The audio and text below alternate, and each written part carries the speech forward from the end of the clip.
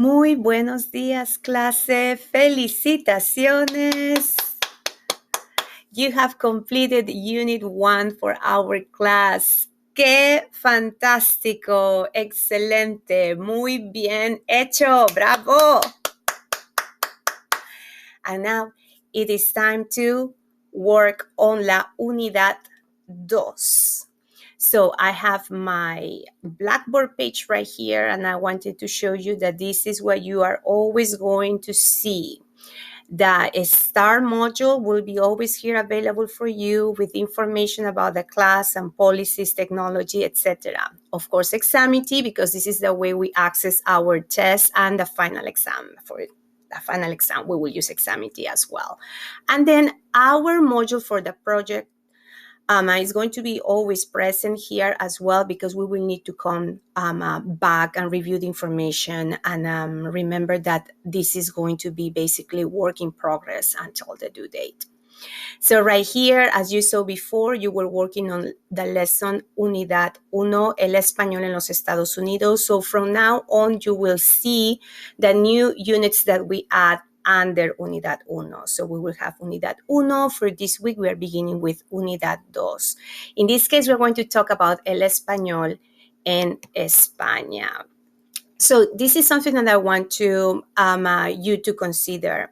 There is a big region in Spain that is called La Región de Castilla. And the Spanish that we know comes from that region, La Región de Castilla.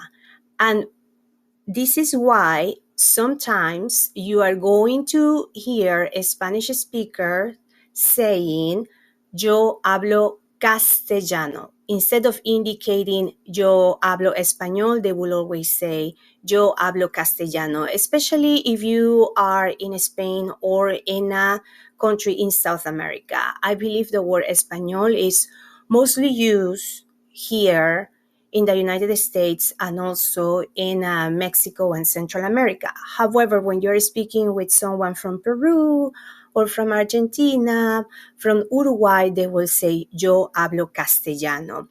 I don't want you to be confused. Both words mean exactly the same, español and castellano. It's just that for us, when you say the word español, you refer more to the person who is an Spaniard than to the language itself.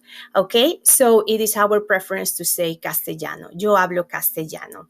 What we have for this week is para el sábado 22 de julio, you're going to be getting an assignment in course mail. So please reply to that one. It's going to be worth 40 points.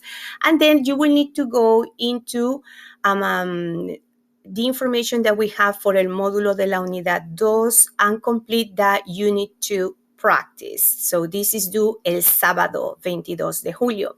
Okay, and then para el lunes 24 de julio, you will need to have your second reply for the discussion board, and then also you will need to complete the comprehension check and tomar la prueba de la unidad 2.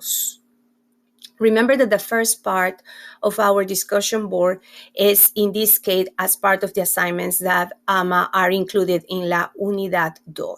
So you will see it in this section. Here, you can move to the next page. Going here to the left, clicking on this menu right here, or you can also switch the pages using these arrows. You have the vocabulary. We're covering verbs like gustar. So gustar means to like, and you have learned that you should say me gusta, te gusta, le gusta, etc. So there are other verbs that work with the same structure, and that's what I explained in a video for you. And then also you have here the information.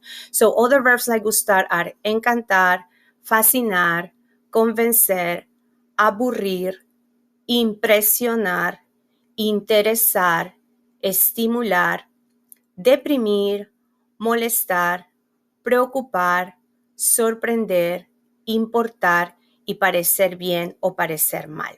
So you will work with the meaning of these verbs and also with the grammatically structure. here is la composición y asignación oral, la familia. So this is how we begin our discussion board this week. This one has two parts. It has la composición and la asignación oral. I'm going to click here to launch. You have right here the information of what you need to do in order to write this composition, and then also how you need to submit your oral presentation in relation to this composition. So here you are getting 3 different grades. You are getting a composition grade, you are getting an oral presentation grade, and then also you're going to get credit for your post on the discussion board itself, because remember that we have certain criteria that we need to follow when we post on discussion boards. Okay, so now I'm going back so I can continue with my course content, Unidad 2. The main grammar topic for this unit, besides the verb gustar, is actually the use of the preterite and imperfect in the narration in the past.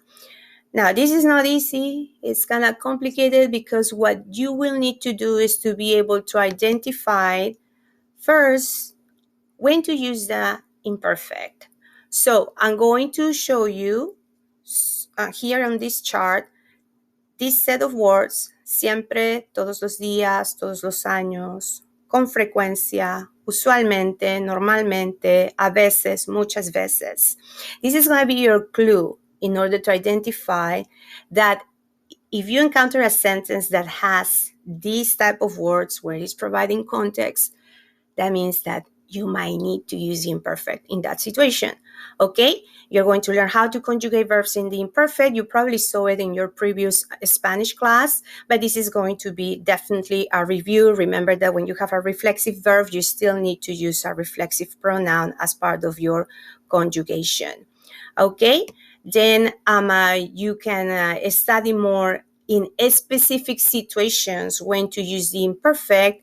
Then you're going to do a review of the preterite. You will need to practice the conjugation of the preterite, so take out your notes from previous classes.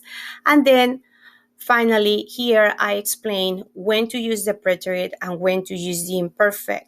Okay, and you will need to complete the Unit 2 practice that includes activities that are related to these topics. So you have vocabulary practice, and then you also have practice related to the preterite and imperfect. Muy bien. So now, after you complete all these assignments for Saturday, para el sábado, July the 22nd, then prepare to complete the Unit 2 comprehension check that is due el lunes 24 de julio, and then also you will need to take the Unit 2 test by then. Okay, so if you want to see what is everything that you need to complete again, you can always go to the beginning of the unit, and on the very first page you have a summary of the assignments. Si tienen preguntas, me avisan, por favor.